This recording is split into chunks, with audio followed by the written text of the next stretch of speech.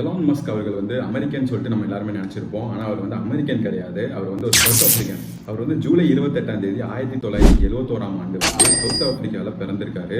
அவரோட full name வந்து பார்த்தீங்கன்னா Elon Reeve Musk, Maye Musk and Errol Musk. அதுதான் அவரோட அப்பா அம்மா பேர்.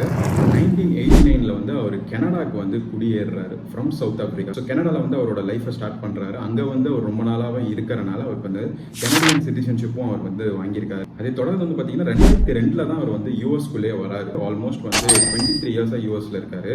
4 மனைவிகள், 14 குழந்தைகள் வந்து இருக்கு. இப்போதான் அவருக்கு ரீசெண்டாக 14 குழந்தைகள் பிறந்துச்சு. ட்ரம்ப் அவர்கள் பதவியேற்றோடனே அவரோட ஆஃபீஸ்லேயே அவருக்கு வந்து முக்கியமான ஒரு பொறுப்பும் கொடுத்துருக்காரு எலான் மஸ்க்கு.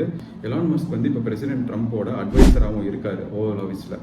ஸோ ஸ்பேஸ் எக்ஸோட சிஇஓ அவர் தான், டெஸ்லாவோட சிஇஓ அவர் தான், அண்ட் ஆல்சோ ஓப்பன் ஏஐயோட கோ ஃபவுண்டரும் அவர் தான், எக்ஸ் வலைத்தளத்தோட ஃபவுண்டரும் அவர் தான். ஸோ இப்போ டெஸ்லா வந்து இந்தியாவுக்குள்ளேயும் வரப்போகுது ஏப்ரல் 2025 ஷிவான் சைன்ஸ்க்கும் மஸ்க்குக்கும் 4வது குழந்தை பிறந்திருக்கு. அந்த 4வது குழந்தை பிறந்தக்கப்புறம் தான் வந்து உலகத்துக்கே நிறைய விஷயங்கள் தெரிய வந்திருக்கு ஷிவான் சைல்ஸ் பற்றி.